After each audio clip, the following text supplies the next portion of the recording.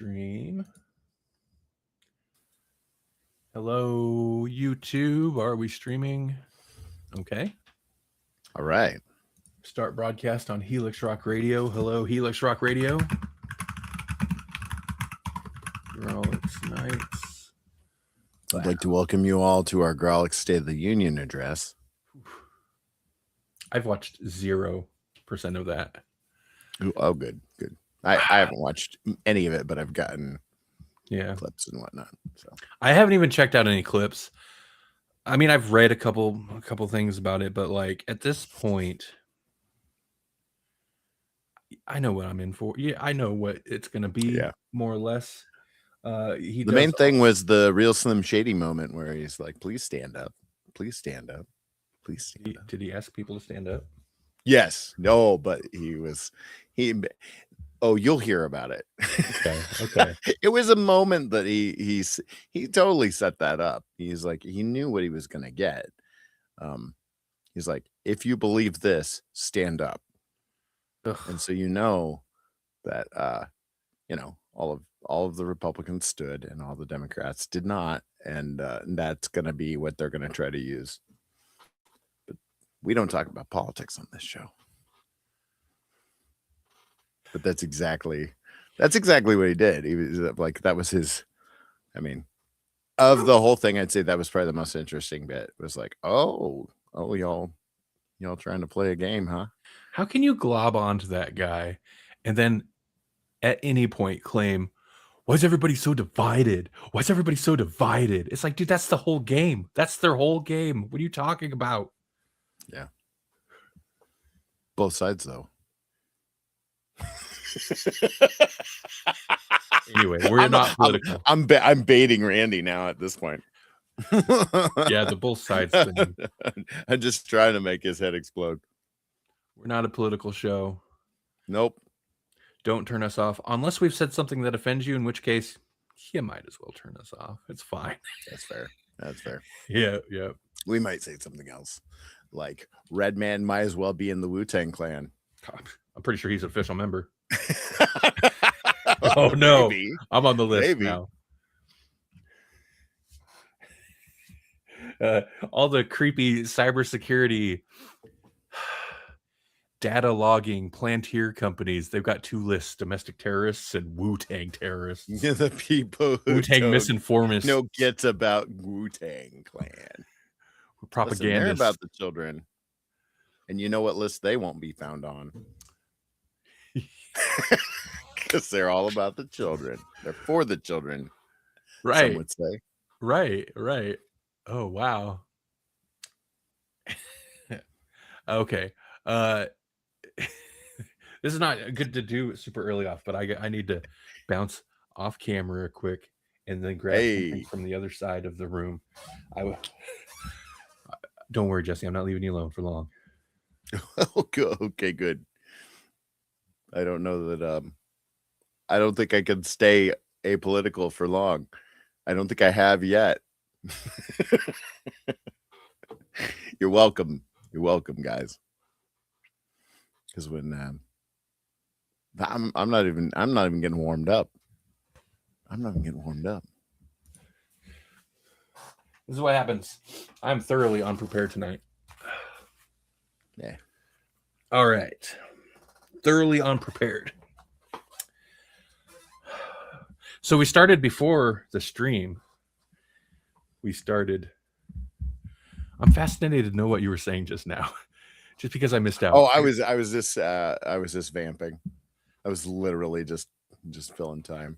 Were you like, one, is that how you vamp? That'd be just counting the minutes or the seconds until Randy gets back. Two wonderful moments.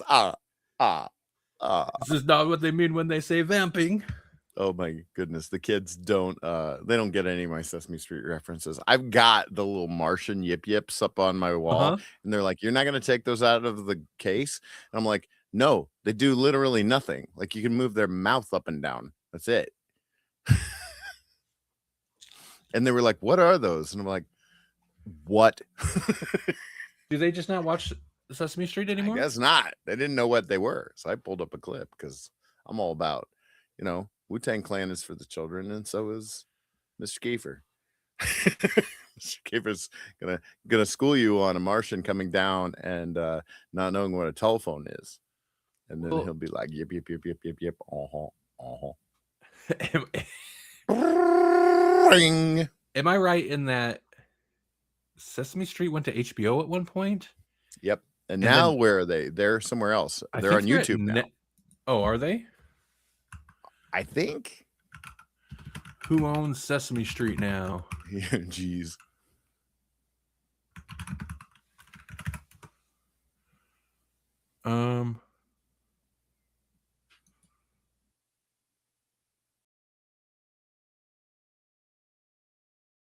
I mean, YouTube would be decent because they're considered like free or whatever. Oh, it's still like nonprofit, but like I think they had set up. Yeah, they had. I think they're on Netflix now. Worked out different deals for where to be. Okay, well, whatever. The TV landscape for a child at this point, I have no clue what it's like. I just assume it's YouTube, which is not Oh which yeah, is not yeah. great. AI says it's primarily on Netflix. Okay. Yeah, I thought so. I knew it was on HBO for a while, and then it moved elsewhere. But I'm like, is that really going to be like our kids prowling those apps? Whatever. Yeah. But what we were talking about before the stream, that I was like, hey, we should talk about this, is Predator. Because Yeah, I because you just recently, watched the newest one. yeah. Oh, by the way, I'm Randy. Oh, and I'm Jesse. We really just get I'm Jesse. brief and laid back. That's the show. That's right. Melanie is it's skip day. She's playing hockey. It's a mental No, health. Listen, it's Hacky? a mental health day because mental health is amazing. It is. But Melanie and I just watched Predator Badlands, and I liked it. Jesse has not seen it yet, but then we're talking about the Predator movies that are good. So let's talk about Predator movies. Why not? You were saying which ones, like if you're being kind of like picky about it, which ones are the only good ones? So okay, so full disclosure though, I haven't seen Prey yet, and I haven't Right. seen the animated one that they put out. So you've seen And none of the what would essentially be the modern Dan Trachtenberg trilogy. Is that his name? oh yeah, I guess if he's like the runner, Yeah, he's because he wasn't involved with the one before that with the Ultimate Predator. no. That's like kind of that's where they lost me a little bit. Was like and like I watched it, I mean, I was like, oh man, that'd be great. Let's do it. Because I was, like I low key like the Predator franchise, like low key almost like him better than Alien, to be honest. Because same thing with Alien is like, if it's not a good one, I don't know. There's so many bad ones. I'm like, I've been hurt. I've been hurt too many times. Right. Been burned before with that acid breath or whatever they have. Acid drool. So, right. So with that as the framing, the two that I think are actually good is the first one, obviously, because it's just a classic. It's the main thing. It's not like good in terms of like what's a relevant modern film, but like what they were doing for the first time ever with that film was like, yeah, this is cool.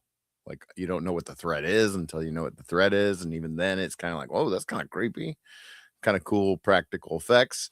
Like the idea that they can only see in heat signatures or whatever, and that they won't kill you if you're unarmed. Like it had this kind of interesting moral code type of deal. I really enjoyed that. And then the second one happened. And it was Yeah, like, yeah. bits I like about it. I mean, like there's things I like about it, but man, they strayed kind of far afield on that. And they have been ever since. But I did find myself enjoying the Adrian Brody one, Predators, I believe is the Yes, one. that's right. Yeah. Yeah, so I am in prior to this, not including the current, it's considered like a trilogy because yeah, they're all helmed by the same, I believe, written and directed by the same director man. Um, and there is somewhat of a continuity kind of between them, Mm, not like a direct storyline that you're going to be missing out if you don't right. watch one or all of them, but there are connections. But I think I'm in agreement with you. Man, I need to revisit the second one again because I remember liking it when I was a kid. The first one's Oh, I classic. did too. I Right. did too. It just doesn't hold up the way that the first one does. Like you can go back and watch the first one and still like be like, "Oh yeah, yeah, this It's is a still classic. a good movie," right? Yeah. The second one is like, "Ooh, I enjoyed it as a kid because I just was craving more Predator." Um, it's not a good movie. No, no, it's a Someone's gonna mess. at me, but it's not. Well, I remember liking it when I was younger, but distinctly other people not liking it, and the general consensus even then was that it was not good. I was like, "What Right. you talking about?" And I'm pretty sure I have revisited it at some point and was like, "Eh," but it's even that's been a while now, so I kinda wanna revisit it. And then, I mean, AVP movies don't even, what are those? I've never heard of those. Oh man, yeah. Those Yeah, don't right. exist. Uh, Predators, though, was like a decent follow-up because in Yeah. my opinion, at the time, especially, um, just put Predator, I mean, going to a jungle setting of some kind is a safe bet, but Mhm. it's essentially Predator, jungle setting, hunting people down. That's all you Yep. need. That's all you need.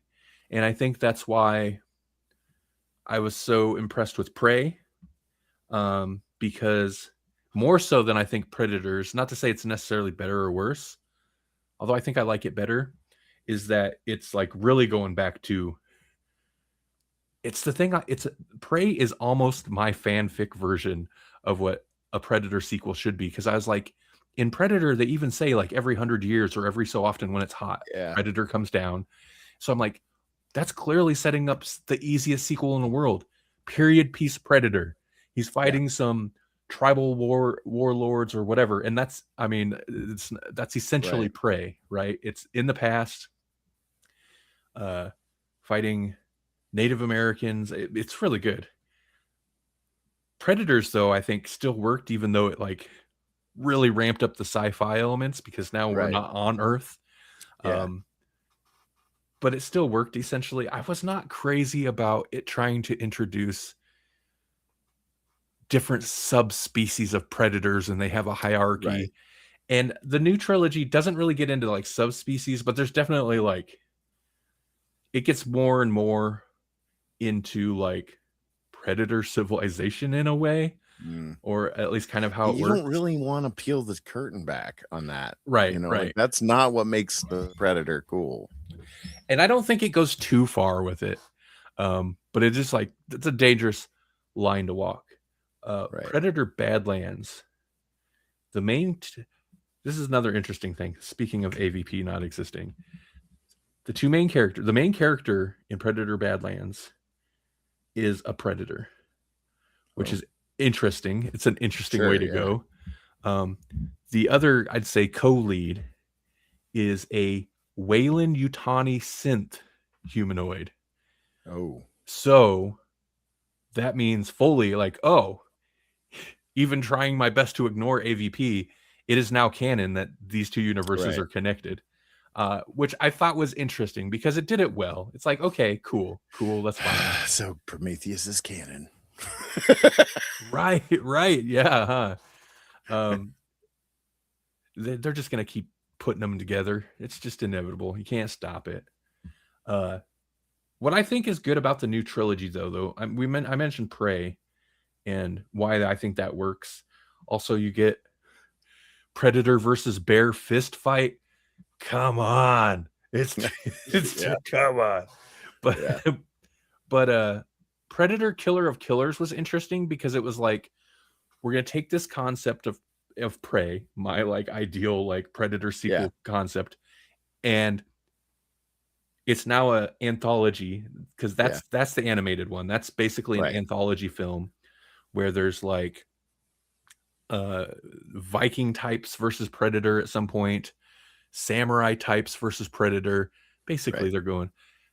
One of the segments I hated. It was like World War II fighter pilot versus Predator, but I Mm. just didn't like the style of it. It like tried to each one tried to adapt the like Like an art style or something. yeah of the kind of genre that it's Mm. borrowing from, which I Sure. appreciate on one hand. I just did not like the tone of the World War II apple all American apple pie like Mm. hokey vibe that Yeah. that segment got. But then you end up on like what I assume is the Predator's homeworld, and then so Predator Badlands starts there. I'll say that much. It starts on their homeworld, not following the same characters from the animated thing, but Mm. so you don't. It's not like you're in seeing Predator cities. As far as I can tell, they just like hop in a ship and then go out in the middle of a desert and then commute and then like have little group. I don't know, fights or something. But so like they're careful not to show you too much about the civilization, but you get a little bit more of an idea of like how they operate. You know, their Hmm. warrior. What would you call Code it? or cast or Yeah, yeah, exactly, exactly. yeah. Predator Badlands, I found oddly wholesome. It's Oh, unexpected. Yeah, it's a little weird, but it managed to. I mean, there's a couple times where I was like, "Are you? You got to be kidding me!" Uh, but there's a even at that, it didn't push it too far, and I liked it quite a bit. I'd be interested if you ever get around to watching the newer trilogy, what you think, given I think our views on the older ones align pretty well. sure. I mean, I'm actually surprised that I haven't seen Prey because I don't know. It's just the kind of thing that I got to be in a certain mood for action movies Yeah, anymore. I guess I don't yeah.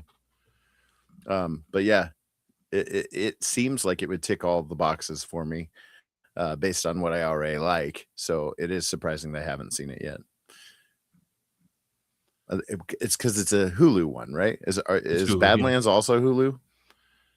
That's where it's at now, but Badlands actually did get a theatrical release. Prey did not get a Okay. theatrical release. They dropped that right on Hulu. Right. I don't think they knew what to make of it, which is crazy to me, but whatever. Badlands did get a theatrical. So all three of the newer ones are on Hulu. Okay. Which is funny because was it The Predator that should have been direct to video with Olivia Munn? Yeah. I think that might be the last thing that Olivia Munn did. Like that may have just like she's like, I'm good. I got enough money. I think that wrecked a few. I think that kind of like put a dent in a few careers. I remember being pretty hyped for that one too because it's Shane Black, and Shane Black's done interesting stuff. I think he did Iron Man 3, which people Mhm. generally liked. Uh, I think that's why I was excited about it. It was like, oh yeah, mm, he's done cool stuff. And then I was like, oh no, nope. he was in the original Predator. Oh yeah. He was Hawkins. He was in the original Predator. Yeah. Uh, So you'd think it'd be in good hands there. the Nice Guys, which I like. Wait, is that the one? Yeah, Kiss Kiss Bang Bang, like the Long Kiss Goodnight's classic. But like that's his vibe, right? Like Mhm. he's definitely Yeah. got a vibe, and I don't know Right. that Predator. Yeah, I think that's the thing because yeah, that was the vibe. Yeah. And it Yeah, just didn't mesh. I was right. like, oh good. And What's it was going kind on of a here? it was kind of a mess. I think there was a lot of post production or behind the scenes trouble, reshoots with that one or something. I remember Well, like yeah, maybe I want to say even that ultimate predator idea was not his. Like that may have been like hoisted on him. Like, no, you got to make like a super awesome predator or something. And didn't it have like predator dogs too? Like, didn't yeah, they go predator full on dogs and Incredible giant Hulk with this predators. thing? Yeah, Yeah. I was like, oh no, don't go Hulk with this and make Hulk dogs. That didn't work for Hulk. Don't do it. Yeah, they kind of the thread that I didn't really care too much about in Predators is the one they really pulled on for the Predator. But after we watched this on the I think Hulu, you can watch all of them on Hulu, but it had like, you know, Predator collection or whatever. And reading through the Predator collection, like the titles, it's such a mess. Let's see if I can. This amused me. Oh, okay. Is there Predator franchise? It's like how horror movie franchises, after a while, the titles become convoluted, but at least a lot of the old ones, at least they would kind of try to stick with a numbering for a while to keep it somewhat straight. So the Predator films, in order, is Predator, Predator 2. Are we including Aliens vs. Predators? Let's not. Predator, Predator 2, Predators, The Predator, Prey, Predator, Killer of Killers, and Predator Badlands. So you want to watch The Predator or you want to watch Predator? You want to watch Predators? Right. It's a mess. The Predator. Yeah. Yeah, well, it's kind of like, well, like trying to track these Fast and the Furious movies before they just started putting numbers on them. It's like, just go to numbers. Crying out loud. Or try to shoehorn the Too Fast, Too Furious type thing into everyone. Yeah, if you're gonna go that route, but like make it, I don't know. Although wasn't like how you do that. Was the 8th one Fast 8 or Fast 9 or Furious? Yeah, something like that. That's a mess too. That franchise is a mess. Oh, yeah, that's right. That's like Too Fast, Too Furious. Then there was Fast and Furious. Fast and Furious. They dropped the 2 and just went. Yeah, you're right. It was the Fast and the Furious, and then there was Too Fast, Too Furious, and then there was Fast and Furious. But I don't know what number Fast and Furious was. It was like 5 or something. I think that was the last one we saw in the theater. And even that one was like kind of a stretch where it's like, what is going on? Is this even about cars anymore? Tokyo Drift, I think, is the last one I watched, and I definitely wasn't even in theater. I don't think I've seen any of them in the theater. Those were, and I get, especially as like the action got more ridiculous. They're a spectacle, but like at least those early ones for sure. Those were like somebody had it on tape and we were going to watch it, you know, right? Or DVD. I mean, the first one was cheesy, but it was fun. It was fine. Sure, it was like sure. One of the things I love about the Fast and the Furious is that it's basically Point Break. Like, and I think it was Skippy that pointed that out to me. It's like, it's the same movie. And I was like, what? No. Spilner is Utah. Yeah. But yeah, it's like shot for shot almost. Like there's a legit breakdown of how those two movies are basically the same. That's crazy. Yeah. Oh, the Predator on Letterboxd is sitting at a 2.1 star average rating. 2.1. Yeah, that tracks. I mean, like, of all the ones that I'm like, I would go back and rewatch that. I might go back and rewatch Predator 2 before I'd watch The Predator again. Like, I just remembered, like, and maybe that's just because I thought it was going to be so good and was so utterly disappointed by it. Yeah. Maybe that's why. Like, maybe it's not as bad as I remember, but I don't remember it being good. And I remember being like annoyed with it as I'm watching it. And that's pretty rare. I can usually shut my brain off and at least enjoy the thing. But it was like, I don't think I like this movie while I'm watching it. That's not good. Yeah, that is kind of the worst thing a movie or show can do, is actively irritate me. Yeah. I was just looking at something. Predator 2, I think, is even at least, although this might have a little bit of a nostalgia bias on it, but sitting at a 2.9, so it's at least. Oh, yeah. But I mean, like, that's what I would expect for something that old, is like, this predates the rating system. So, like, unless you're actually going back and watching it, people are just rating what they remember. That's a good point. Yeah. And I think that's people talk a lot about a recency bias on ratings on certain movies, but I don't know. I think older movies, especially like kind of cult or whatever, Oh yeah, the cult get more of factor a for sure. bump from nostalgia Because I'm sure ratings. that like the original Evil Dead movie gets a pretty good, it has a pretty decent rating just because it's a classic, not because it's the better of the two. It's great. Oh, don't get me wrong, I I love it. I know, I know. I love it. I'm curious what my rating is. Have I rated it on I here? waffle on whether it Oh, isn't better than the second one. You know, like I think I've seen the first one more. I don't know. It's maybe a toss up. But I may have seen the first one more than I've seen Evil Dead 2. I might be. They're pretty close for me on in terms of how many times I've seen it. Because I love But the bad puppets. Like the dude, puppets are worse than the first one by far, and they're kind of creepier. So I love the for me, I think Evil Dead 2 is more competently made and more yes, entertaining. yeah, Uh it's a better overall product. That and doesn't mean it's better. right. But have I'm such a sucker for the first one, partially because it's the first one, but also like it's still funny even when it's not really supposed to be. Right. Um and I love the low budget vibe. Like Sure. I love to see a low budget movie that's still made very well. Yeah. And uh yeah, yeah. And it's got that. Can pull off that creepiness. Mhm. Yeah. Yeah, you see the rough edges. They're there, Mhm. but it's also like, fun.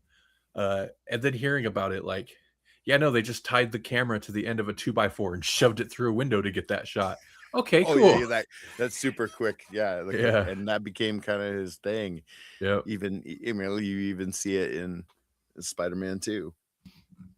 Oh man, Sam Raimi, his filmography is weird, and I'm so like, on one hand, if I don't see enough of that Evil Dead stylistic, uh, uh, that style, which is kind of just like the Sam Raimi style at this point, I'm Mhm. disappointed. But on the other hand, it's like it doesn't necessarily fit everything, No, it and so doesn't. maybe it shouldn't have it. But I mean, my But it was favorite. so good for Doc Ock's arms. You know, Oh, it's just dude, like that it scene was like where that the was the mhm, perfect sprinkling of it. And I think yeah, that's why it's one of my favorite superhero movies still, you know, like and that again, that may be a nostalgia bias again, but like I don't know, you know, it's you can put it up against a lot of movies and I still enjoy it every time I watch it. that that's a case of like especially Superman 2, not Superman, Spider-Man 2. I don't think it's necessarily just a nostalgia bias because at the time it was super highly rated. And then for Right. years and years and years after, it was like, yeah, that's the best superhero movie. Just like that Right. was a lot of Yeah. people's just Yeah, for a definitive long answer. time. Yeah. Yeah. I think maybe The Dark Knight might have knocked it off of that spot for a lot of people, or at least in the Right. general conversation. But yeah, Yeah. Oh, yeah, because it became kind of the best ever at that point. But I right. mean, like, then that's tough because it had the Crow factor, you know, like, Yeah. because the Yeah. Oh Crow, yeah, good point. man, you know, in my mind, the Crow is a great movie. Now, it's probably not a great movie, you know. I mean, like it is, but it's probably not as good as I think it is. Um, Oh, I totally understand that too because I love The Crow. I think it's great. yeah. It's also kind of trash though too. It's not Sure, sure, but there's parts of it that I are love super every cheesy. bit of it. Yeah, I Yeah. love the trash part of Yeah, it, yeah. and that's the thing. It's like, you can't tell me there's anything wrong with that movie, even though I know there are things wrong with that movie. Right. At the time I loved it but I also knew like parts of this are not good. Parts of this are Yeah, pretty cheesy. Uh and it's a movie. It's interesting rewatching that because I would say it holds up to what I want out of it, right. but it's not like it doesn't hold up in a timeless classic. It's No, and 90s. it's It's not a 90s great to still, adaptation either, you know, like, it's not really right? true to the original J.O. Barr or whatever, you know? Right. It's not even probably all that true to the, like, was it the Todd McFarlane remake of the J.O. Barr? You know, like, it's probably closer to that, but I don't know. But also, yeah, that is one. That is one where I will admit my nostalgia. Uh, that gets a big nostalgia buff. But I always loved it. But Sure. and I still will, even if it's not. I bought the soundtrack on vinyl a little while ago. Oh, I it's so good. It's That's such a so good good. soundtrack. I've owned it on cassette, CD, and vinyl now. It's the only album I've ever owned on like Man, all that was three good. physical mediums. Yeah, and then that may be the old man in me just talking, but, like, there was so many good scores and soundtracks in that era, and I Right. suppose there's good ones now, but, like, now the best ones just reference back is all the like, they just do it in an artful way, or Right. they have thoughtful covers, like The Batman and the way that they did a cover of Yeah. Nirvana in there. It's like, yeah, that worked really well, but also like, am I gonna buy the Batman soundtrack for that Right. for that one song? Or, like, is the score really just sing to me? I don't know, but, like, the score I have both the score for The Crow and the soundtrack, 'cause the soundtrack's just brilliant. Right. And, like, Interview with the Vampire score was good. I mean, like, I owned a lot of score CDs from that era. Yeah. Scores are. I guess it depends on your taste, I suppose. That there's still amazing scores, but like it feels more not hit or miss, but Mm. like there's not as many memorable scores now. But then again, that could be also old man like oh Yeah. But I don't feel like they're as cohesive anymore. right. I don't know.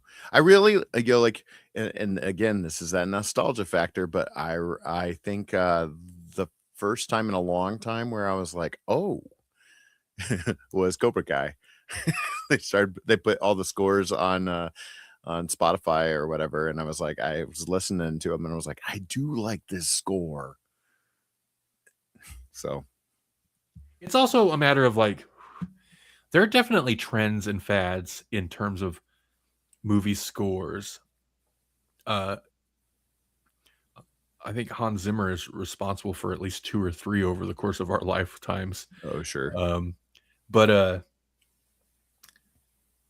once in a while, it's not even necessarily a nostalgia thing. Maybe because it's dated, I'll watch something older, and then the score will kick in, and I'll be like, I miss that sound. That Yeah, and it's more the arrangement. I mean, maybe also like the writing, but also the arrangement, the way they'd record like an orchestra or something. mhm. Um, or maybe it's not an Or orchestra. something like The Matrix too. Right, right. Like, the Oh, score can be digital, but it'll still be, like, there's a feeling, there's an environment, shaping sound to it. a lot of people. It surprised me. I remember watching. I don't know. Oh, I think it was back in the day. Freddy versus Jason came out.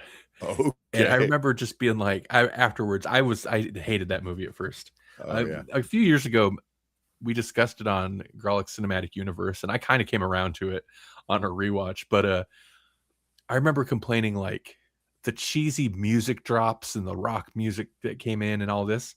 Sure. And uh, Mitch was hanging out with at the time, being like, "What's the matter? It doesn't have anything to do with the movie." I'm like, "What do you? It's the music. It's the music Right, of the movie. right. What are you talking about? It's just so Yeah. cheesy." And he's like, "I don't even ever think about it. I never think about the music in a movie." And I'm like, "So for Ever? right, like how do you not? And maybe you don't think about it, but it's definitely having an impact on how you perceive it." Uh, Absolutely. so some people really don't care.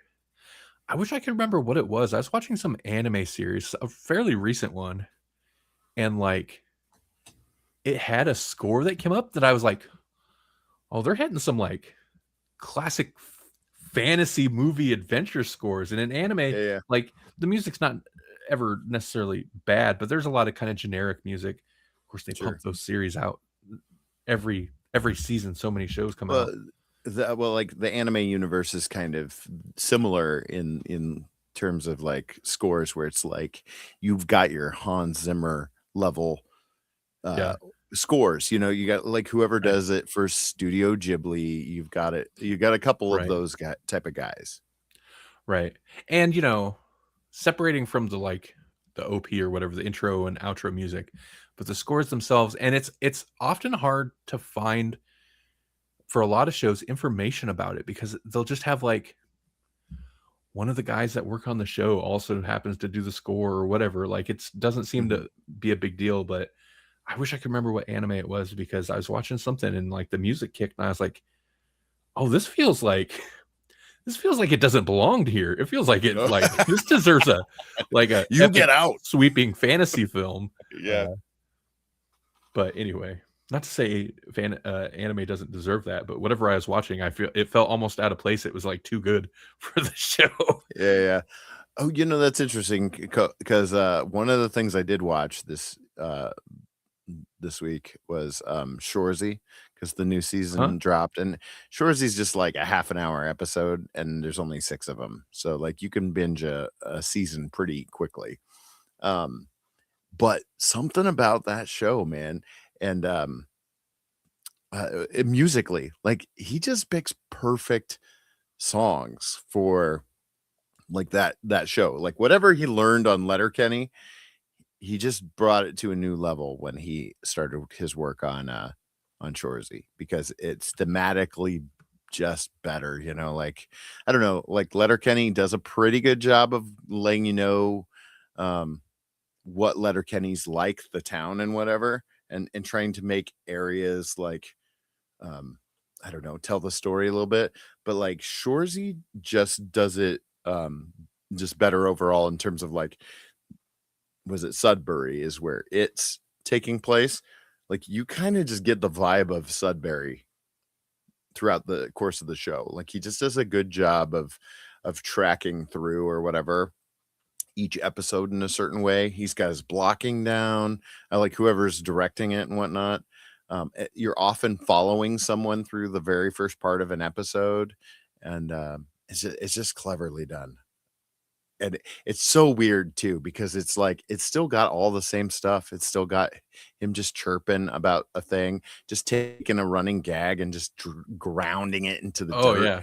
You know, I mean, like it's still got all that kind of stuff. It's still got the very awkward moments where they're just standing there, but like something about it, they do a better job of like having those moments where they're just all standing there and then making it be poignant and not feel like a waste of time Sure, sure. because they only have an half an hour, so they probably have to be pretty like about it.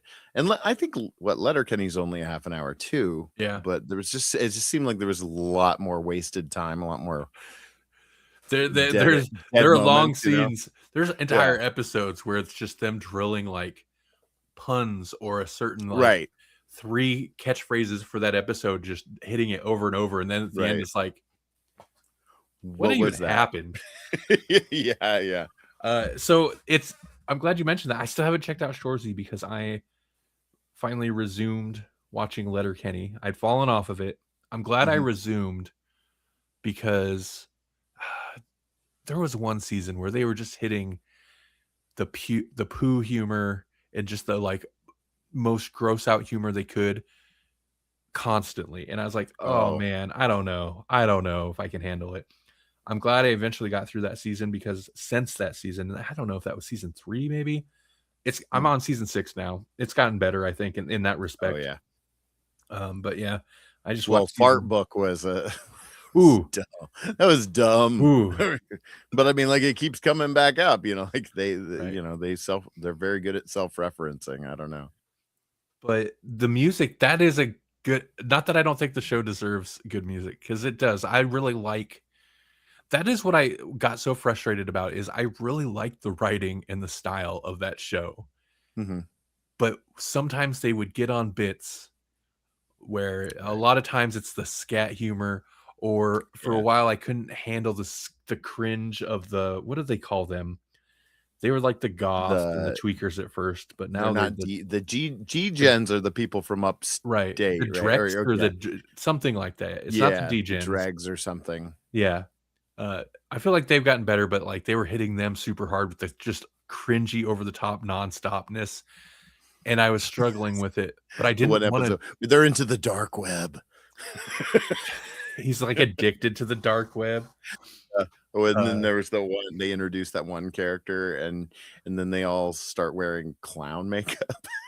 Because Like, they were what is happening here? freaks against. Oh yes, freaks out. I can't remember. It was. They know how to write the most cringy stuff because it's so over the top, but at the same time, it's like that all comes from somewhere real. That comes from real people.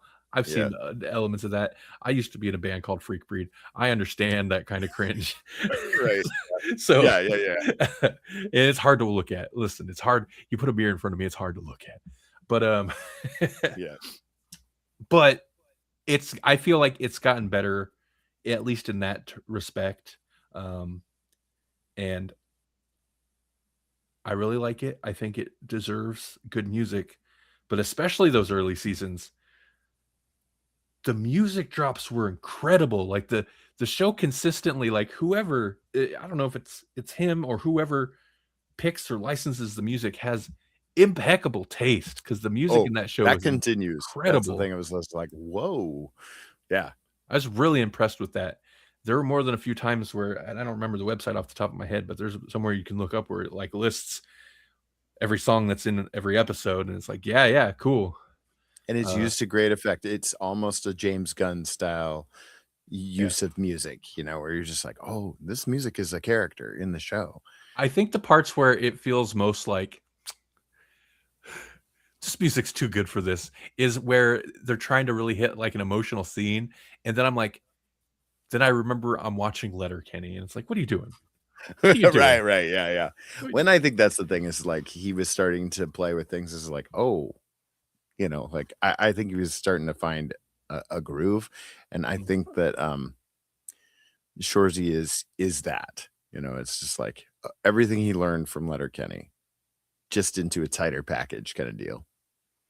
So I think I'm only Letterkenny. I think has like 12 seasons or something.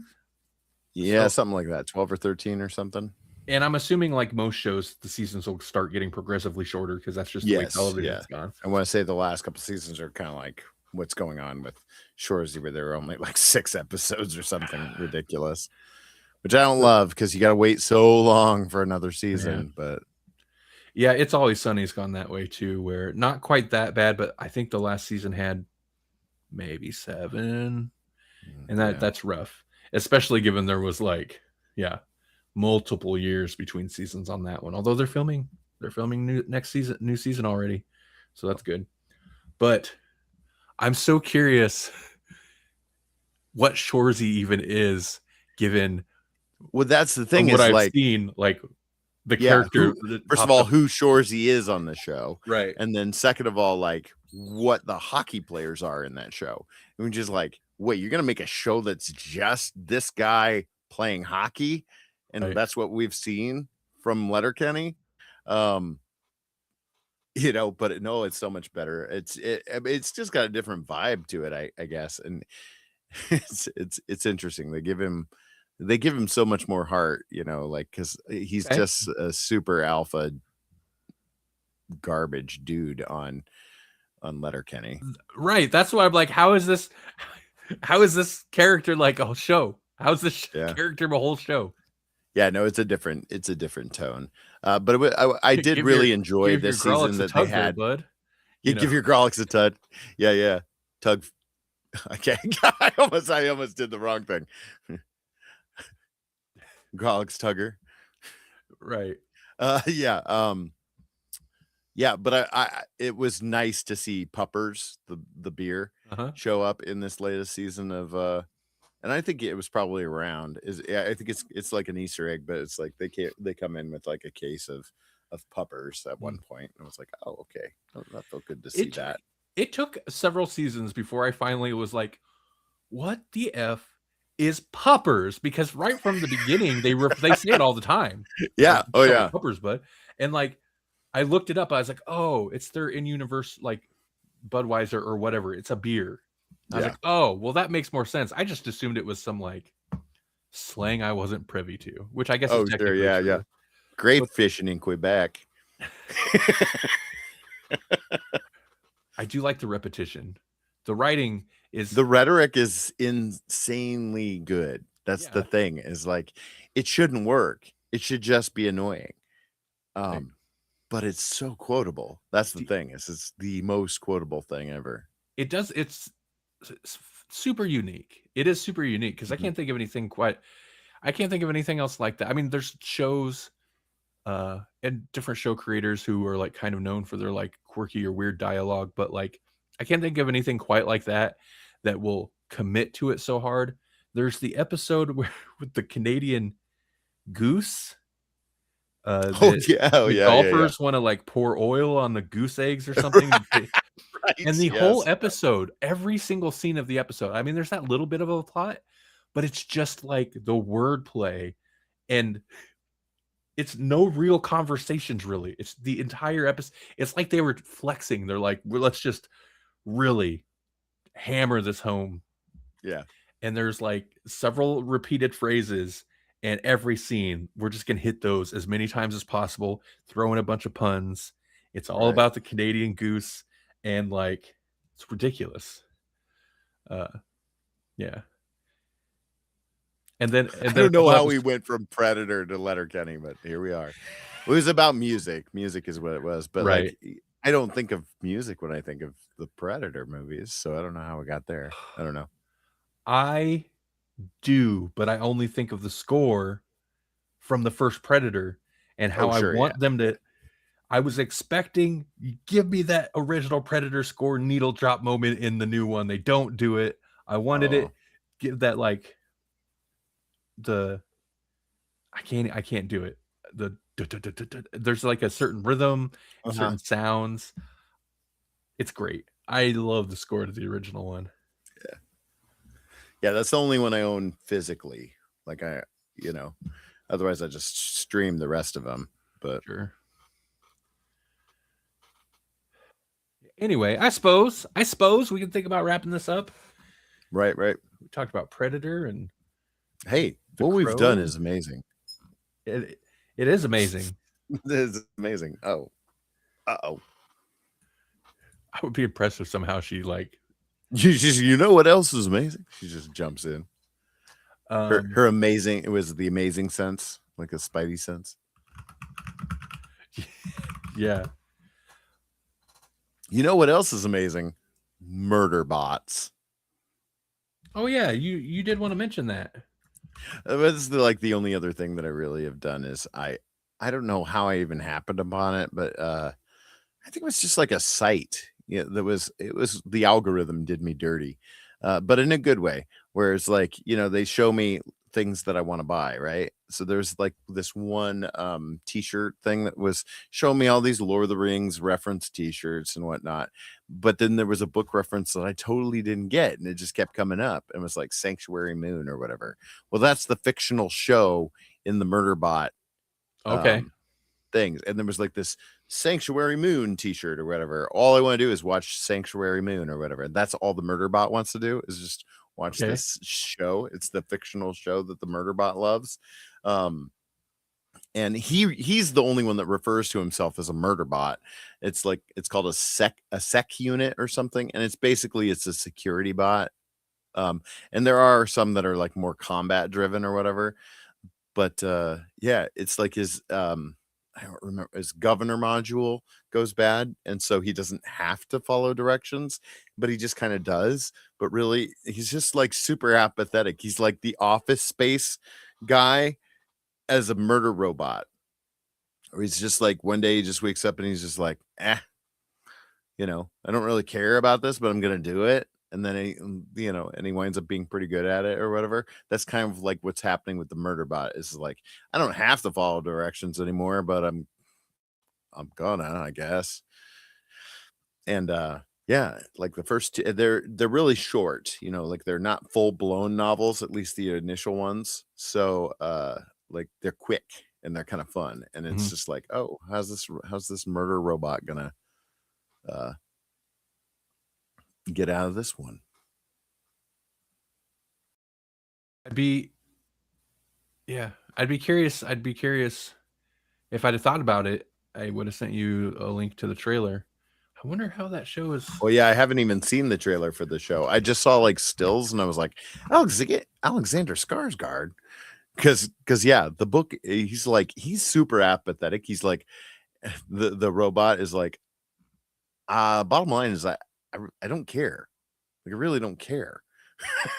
You know, so it's all like point of view of the murder bot, but like the murder bot doesn't really care. And throughout the first one, I was like, I noticed at a certain point, I was like, I don't know what the like perceived gender is of this robot. So to see it as Alexander Skarsgård is like Sure, almost disappointing, because it's like, oh yeah, okay, it's a dude. sure. But like, I think you could read the entirety of the first book really and not have any idea what the gender is. You could go either way, and I think that's kind of fun. Apparently, they're like 24. They're like half-hour episodes, which is a little surprising to me. Mm. But Well, if they're just like pulling off of one arc or whatever, the books are only a couple hours long okay. in terms of listen. So yeah, so it's super quick. I listened to the first two just like bang bang, because I had some snow days. I was like, oh, it'd be fun. I'm gonna listen to the second one. IMDb, it's sitting at a 7.4 out of 10, and Rotten Tomatoes, Ooh, it's not it's bad. sitting at a 95 on Rotten Tomatoes. That's real good on Rotten Tomatoes. Right. 82 for average be average, whatever, for average I'm viewers. curious what all I would have to look at what it all goes into, because I don't want spoilers for like future books. But like, if they're just focused on like the first novella or whatever, then I'd watch that show just to see how you would adapt this, because it's like a lot of things, like the Hunger Game books are so like, this is how my person thinks, right? Right. And then you can't do that really with with an adaptation. And so there's so much of this is like, this is what the murder bot thinks, and he's really just kind of apathetic about it. So how does that relate on screen? It's just got to be like a really apathetic, kind of annoyed thing, but like, it's also super anxious about getting caught, because it doesn't want anyone to know that it's got a faulty governor, because as soon as you figure out it's got a faulty governor and it's acting on its own, then they'll either replace that governor and it just goes back to following orders as usual, or they like do the whole like dissect it and study it and that whole thing. It sounds good. It sounds interesting. Yeah. I might have to check it out. Yeah. Well, I enjoyed the book, so if they hold true to the book at all, then the show should be pretty decent. Yeah, I don't think I have anything else. And that's why Murderbot's so amazing. It is amazing. And I've just been watching mostly a bunch of anime, so yeah. Same old, same old. Did Melanie come up with a book? Oh, she came up with a bunch of options, and I need to look into it. So, okay. No, I need to. Thank you for reminding me. Hammer out what it was, but she came up with a bunch of interesting looking options. I'll have to see what's available or whatever. But yeah. Yeah, she said Berserk, the Golden Age arc. Oh, he wanted more, actually. She didn't. And no, okay, I got you. The Golden Age arc is so long. All the arcs are long. People always joke they were on a boat for 10 years, but that's partially because of how slow like publication of Berserk was. Sure. Is that they 10 years real time if you were reading as they were released. That's crazy. But I'll get on her and we'll figure out what it is next week, which will be our birthday-versary episode. Right. What are we doing for that? Are we doing the thing? Or are we I do want doing to do the thing. I'll have to okay? set aside some time this coming week to plot it out and prepare. I'm kind of glad we didn't do it that day I thought about it. I was a month early, Right. so that I could actually like better refine what it'll be. Percolate the idea. Yeah. I hope it goes well, but if not, it'll be a wonderful train wreck. Actually, I hope it's a wonderful train wreck. Sometimes the wonderful train wreck is better. Yeah, if it goes too well, it'll just be boring. Right. It'll just be like a subpar actual play. Right. All right. You got anything else you want to mention before we bounce out of here? No, just like assuming we stream next week, I'm also doing Constellation next week. So it'll be also bang. Just to throw this out there, if you happen to be busy next week, we can always push birthday anniversary back or whatever, just so you know. Okay. I don't know. So like, yeah, we'll play it by ear, because if I am not prepared at all, I might really need that time to. Okay, like that's pack my fine. Yeah, I was box. just thinking of that. Birthday anniversary this coming month. It doesn't have to be next week. Okay. Whenever we have time, but Right. It'll be coming up this month, and I think it'll be fun. So yeah. As usual, tomorrow night on Helix Rock Radio, rockradio.live is the URL. I'll be spinning some metal. I think I'm going to do a themed show, because the other day I randomly put together a bunch of possible themed playlists, and it'll be some type of thrash, either 80s thrash or blackened thrash. That's what I've got together. Or I'll just put those on the back burner and do a regular like new release show. But either way, you want to hear some extreme metal, rockradio.live tomorrow at 8 p.m. Central Time for 2 hours. I've got the Discord. I've got the Discord until they decide to make me try to show them my ID, in which case I will not be using Discord. But I feel like they backed off of that. But I would think so. They're also that doesn't still seem like partnered with that company, which is not good. So whatever.